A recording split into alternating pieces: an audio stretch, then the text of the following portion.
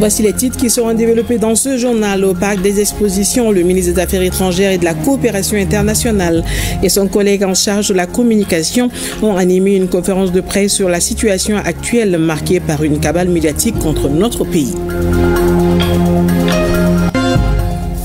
Les travaux de la Journée nationale des autorités et légitimités traditionnelles ont pris fin le mardi 11 novembre 2025 à Bamako. À l'issue desquels travaux, les participants ont formulé des recommandations, notamment la consultation et la prise en compte des témoignages des autorités et légitimités traditionnelles dans la construction du pays. Jeudi 13 novembre 2025, mesdames et messieurs, bonjour et un plaisir de vous informer et bienvenue. Tout d'abord, l'audience solennelle marquant la rentrée des cours et tribunaux pour l'année judiciaire 2025-2026, c'est aujourd'hui à la Cour suprême.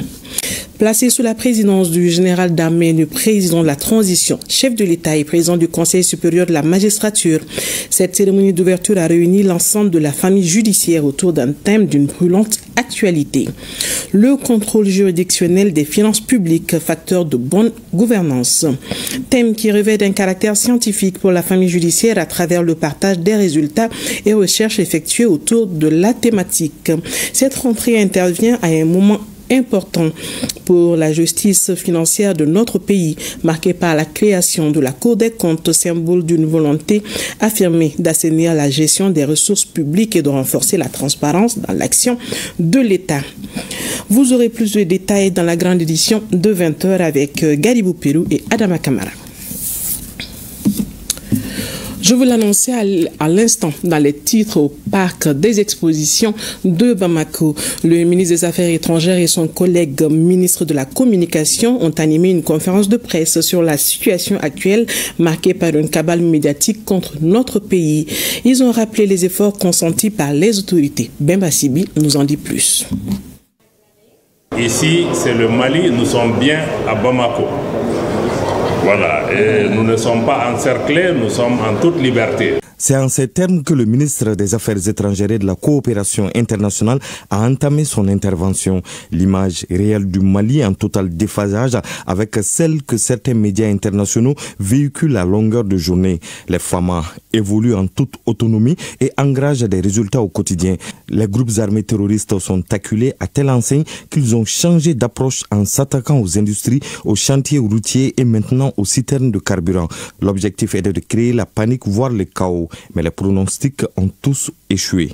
Le scénario qu'on vous a décrit et qui a été concocté, nous le savons, dans des officines, des services de renseignement étrangers, mais aussi sur les tableaux, sur les plateaux de télévision, n'est pas le Mali, n'est pas le Bamako que vous avez en face de vous. Donc il est important que ceux qui sont derrière ces terroristes et ceux qui se présentent comme aujourd'hui des relais du message des groupes terroristes puissent comprendre que toute cette désinformation ne portera pas, parce que en réalité, ceux qui décrivent, ils doivent sortir de leurs rêves pour venir à la réalité. La réalité, elle est différente. Le Mali est là. Aujourd'hui, le Mali est un pays normal dans une situation anormale. Ça arrive à tous les peuples et nous y faisons face avec beaucoup de détermination et d'abnégation. Mais malheureusement, nos efforts ne sont pas connus et souvent même volontairement altérés. Loin de ce qui est vulgarisé, il n'y a pas de blocus sur Bamako. Certes, il y a des perturbations dans l'approvisionnement d'hydrocarbures, mais tout est mis en œuvre pour rétablir rapidement la situation. L'État s'est organisé, a mis en place un plan stratégique pour reprendre l'approvisionnement, pour assurer la sécurité des convois et plus généralement intensifier des opérations militaires pour la sécurisation du pays. Et progressivement, vous voyez que des centaines de camions arrivent par jour pour reprendre l'approvisionnement de Bamako et d'autres localités, et nous allons maintenir ces efforts. Le ministre Diop n'a pas manqué de saluer la résilience et le sacrifice des Maliens, particulièrement celui des FAMA et des chauffeurs dans l'approvisionnement correct du pays. Aux organisations internationales et États, le message reste le même. Aucune action concernant le Mali ne se fera sans le Mali. La réaction terrible de l'Union africaine est très en deçà de nos attentes. est très en deçà de ce qui est nécessaire pour pouvoir vraiment, comme vous le disiez, le Miss Job tout à l'heure, aider à la résolution de ce problème. Nous attendons de l'Union africaine qu'elle vienne d'abord au Mali, qu'elle comprenne les problèmes du Mali avec les Maliens et qu'elle trouve des solutions avec les Maliens qu'elle va appliquer avec l'accord des Maliens. Dans ce contexte de désinformation, la tenue du BAMEX est la meilleure réponse aux fausses informations partagées. Le BAMEX participe de la volonté des autorités de moderniser notre outil de défense et de sécurité, mais pas que. Parce que le Mali a décidé de renforcer ses capacités de défense et de sécurité dans une vision d'autonomie. Parce que le Mali a eu des partenaires dans le passé sur le plan de la défense et de la sécurité, mais c'était des partenariats qui étaient fondés sur des concepts de dépendance. C'était des partenariats qui ne nous ont jamais permis d'avoir les capacités pour nous défendre. Avec la Turquie, le recours à des technologies turques de défense nous permettent d'envisager pour le Mali la création d'une industrie de défense. Aujourd'hui, le Mali et la Turquie travaillent ensemble pour renforcer des relations économiques et commerciales. Car la sécurisation du pays et la recherche de la paix vont de pair avec le développement socio-économique. Et c'est cette approche holistique qui caractérise la vision des autorités maliennes.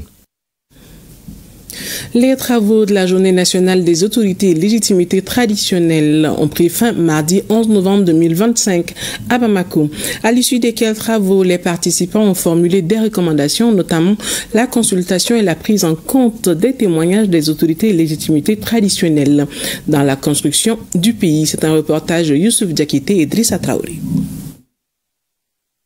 Rôle et responsabilité des autorités et légitimités traditionnelles dans l'éducation et la construction du pays, c'est la thématique qui a été débattue tout au long de cette journée des légitimités traditionnelles. Débat au cours desquels les participants ont formulé des recommandations. Les différentes contributions, les différentes interventions ont été de très bonnes factures et nous ont permis donc d'aboutir à des recommandations qui ont été formulées par les autorités, par les légitimités et qui nous demandent surtout de faire le bilan.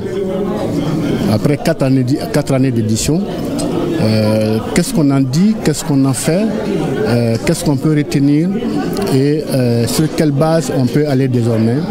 Et je pense que la nécessité de faire un bilan, c'est très demandé par les participants qui veulent vraiment que, avant de continuer, qu'on fasse le point pour prendre un nouveau départ. S'il y a déjà un bilan à avancer, c'est quand même que la reconnaissance des légitimités est inscrite dans la Constitution.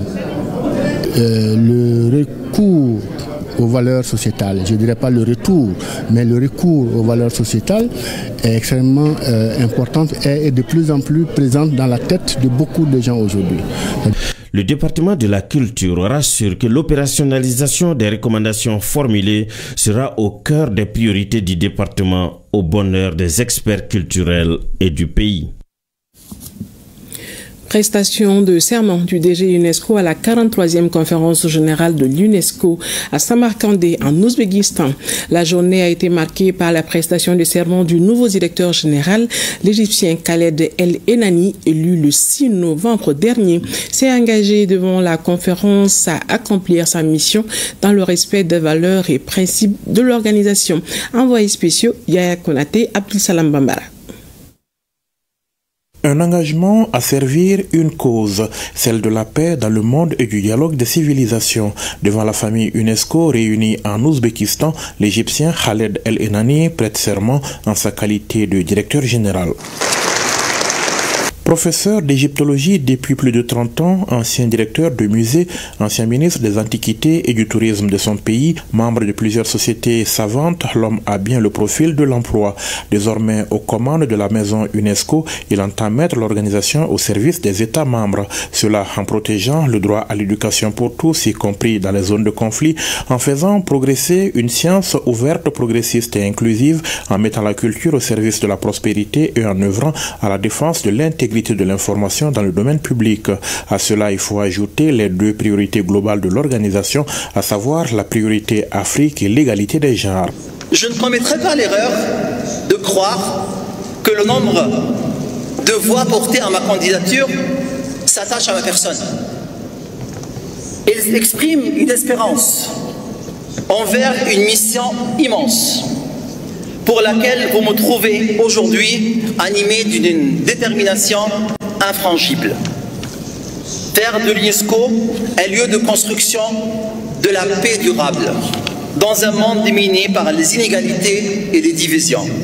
Choisi le 6 octobre dernier par le Conseil exécutif et élu le 6 novembre par la Conférence générale, le 12e directeur général de l'UNESCO est le premier issu du monde arabe et le second du continent africain. Son parcours, sa vision et son engagement à servir l'UNESCO sont salués par le président de séance. Vous nous apportez cette vision inclusive et claire, l'UNESCO pour les peuples, qui nous rappelle que l'UNESCO est avant tout une organisation dont les États membres sont les véritables moteur, une famille unie par le dialogue, la diversité, la solidarité. Le nouveau directeur général de l'UNESCO reçoit ensuite les félicitations des pays membres à travers les groupes électoraux et les responsables de délégation. Monsieur le directeur général, nous vous assurons de notre soutien total et de notre collaboration étroite.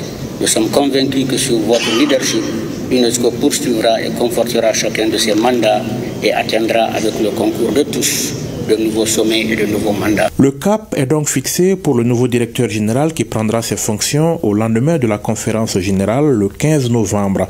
Ainsi débutera pour lui un mandat qui va durer 4 ans au cours desquels le promu invite l'ensemble des acteurs à écrire avec lui un nouveau chapitre de la vie de l'UNESCO. Retour au Mali, particulièrement à Mopti, où s'est tenue la deuxième session extraordinaire du comité régional d'orientation, de coordination et du suivi des actions de développement CROCSAD au titre de l'année 2025. Au cours des travaux, les acteurs ont examiné entre autres l'état de mise en œuvre des activités du programme d'appui au secteur de l'élevage au Mali, le PASEM 2 pour l'année 2025 et les activités de l'ONG Diams Sahel de 2025 à 2028. Reportage au Omar Sankalaba et Diakalia Traoré. Pour cette deuxième session extraordinaire du comité régional d'orientation, de coordination et de suivi des actions de développement CROCSAD au titre de l'année 2025 dans la région de Mopti, les participants vont plancher sur la présentation de l'état de mise en œuvre des activités du PASEM 2 au cours de l'année 2025. Les activités du plan opérationnel 2025-2026 du même programme. Le PASEM 2 a pour finalité d'améliorer la résilience des passeurs et des agropasseurs des régions prioritaires d'intervention, Mopti, Tombouctou, Gao, évoluant dans les chaînes de valeur compétitives des filières bétail, viande et lait. Il sera aussi question d'une part de faire des observations, des amendements et formuler des recommandations pour améliorer la qualité des documents présentés et d'autre part d'évaluer les résultats atteints à mi-parcours. Comptant sur votre entière disponibilité, je vous invite à prendre part activement aux échanges que j'ose espérer seront fructueux et constructifs pour la région. Cette session extraordinaire du CROCSAD a bénéficié de l'accompagnement du PASEM 2, financé par la coopération suisse et exécuté par le consortium SNV Mali, SVF Suisse. Le Mali, debout face aux forces du mal, résilience, victoire et engagement citoyen, c'est le thème du premier point de presse du mouvement Mali Tlekura. La rencontre a eu lieu hier au siège du mouvement à Sankaré-Bougou. C'est un reportage de Moussa Kamara et Sidiki Balou. Le sursaut national passe par la mobilisation de tous les Maliens. C'est du moins la conviction de l'association Mali Tlekura. Un appel lancé à tous les peuples maliens pour la victoire finale. Nous travaillons à faire émerger une citoyenneté active, responsable et enracinée dans les valeurs de dignité, de solidarité et de transmission. Nous sommes une force citoyenne, une voix populaire, levier de mobilisation pour un Mali Tlekura, un Mali debout, un Mali fier. Nous croyons à l'AES, cette alliance stratégique qui redonne au peuple du Sahel leur droit à la sécurité, à la dignité et à l'autodétermination. Dans cette dynamique, Mali Tilekroix entend renforcer sa présence sur le terrain à travers des initiatives citoyennes, des programmes d'accompagnement communautaire et des actions en faveur des jeunes et des femmes. D'ici 2030, nous comptons former et mobiliser plus de 100 000 citoyens à la gouvernance locale et à la participation civique. Renforcer la cohésion sociale par le dialogue, la médiation et les programmes intergénérationnels. Soutenir les autorités de la transition dans leurs efforts de reconstruction et de développement durable. La rencontre s'est achevée dans une atmosphère d'unité et d'espoir. Les responsables de l'association ont annoncé que le lancement des activités de l'AMTC est prévu pour janvier 2026 à Gao, une étape majeure dans la concrétisation de leur vision citoyenne. C'est la fin de ce journal. Merci de l'avoir suivi. Vous êtes invité à suivre la grande édition à 20h avec Khadija Tsoukouni. Plaise à Dieu.